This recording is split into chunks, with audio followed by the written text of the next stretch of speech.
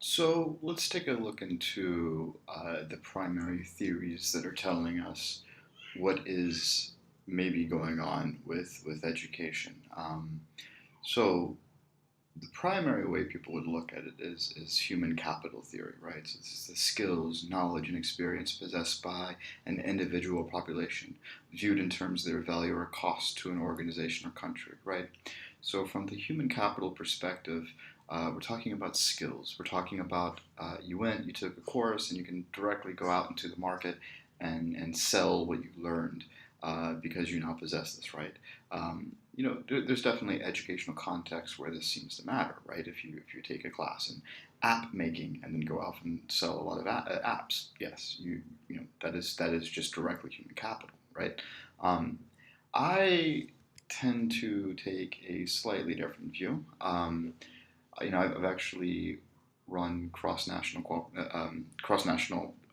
correlations, trying to look for what are we getting with more education. And actually, what I found is there's very little statistical evidence in aggregate, right? So that means like we do see with adult literacy, there's a correlation there. So meaning the more literate a country is, the higher we see their GDP. Um, with average years of schooling for adults, we don't really see that strong of a statistical link. There's something there, but it's not statistically significant. Usually we're looking for 0.05. Curiously, we see that the more education a society has, we're seeing higher Gini coefficients, right? So actually, more education can create more inequality, or at least they're correlated. In terms of GDP per capita, not terribly well correlated. So I think there are instances where education is providing direct human capital.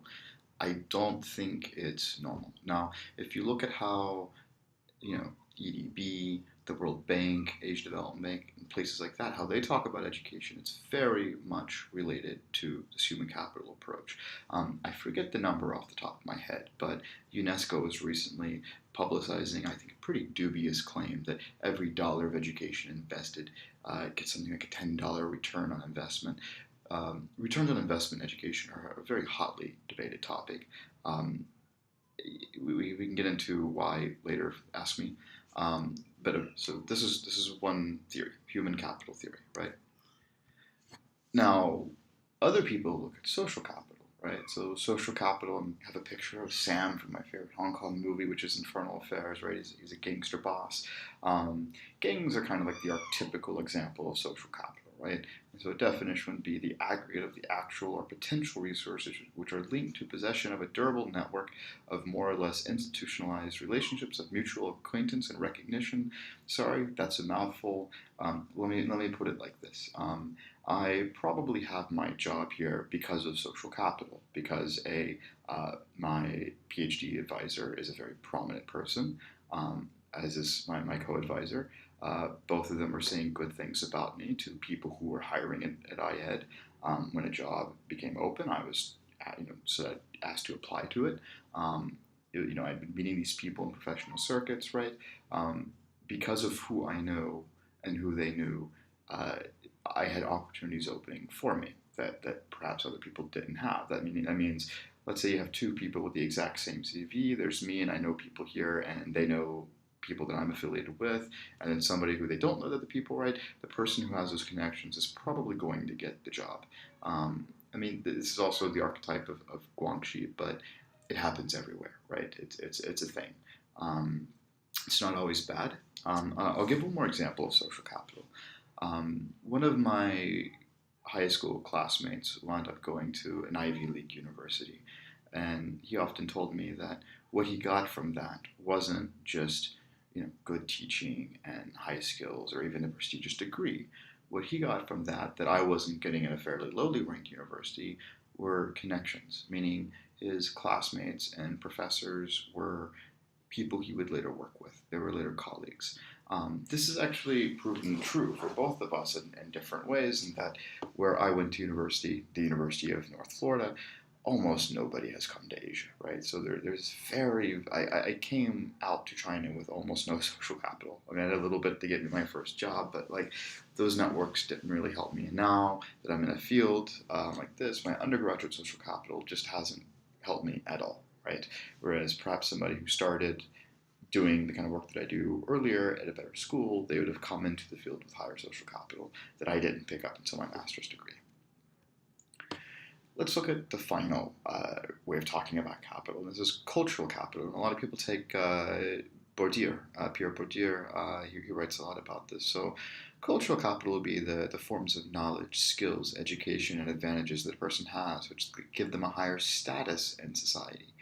Parents provide their children with cultural capital by transmitting the attitudes and knowledge needed to succeed in the current educational system. There's a lot of research on this. You'll hear about concerted cultivation as one of them. You hear things like, richer parents expose their children to 3-4 times as many words during their childhood than poorer parents. I have here a photo of Hong Kong new gowns, right? That there's this whole, ornamented, procedures going on. That's kind of here I'm transferring cultural capital from me to you. Bourdieu talked about cultural capital and things being just say even accents, even the type of music you listen to. All these little things that you can distinguish a person pretty quickly, whether or not they're working class, where they came from.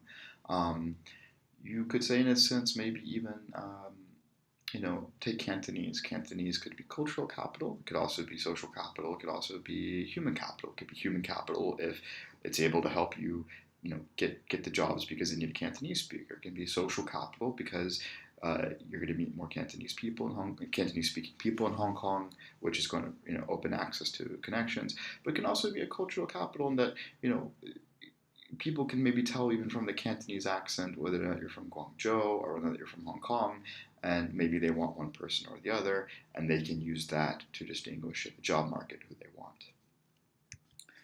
So I'm going to tail off here, just kind of asking, so what's going on? So what is the value that shadow education is giving? Is it human capital? Is it social capital? Is it cultural capital? I tend to think it's a form of cultural capital that you're earning little, points that can be converted into degrees, that can be converted into more prestigious university offers. What are the test scores communicating? Again, I kind of see the test scores themselves as a form of cultural capital. There's some human capital to it, but I think the primary mechanism is human capital. So what does a Hong Kong University versus IED degree communicate? Again, cultural capital. So higher test scores, higher IQ. Well, that's what human capital would tell us, and I think we would both disagree. Better university equals brighter students. That's certainly the message that's being sent. I don't think it's the case. But next section we'll be talking about one of my favorite theories of inequality.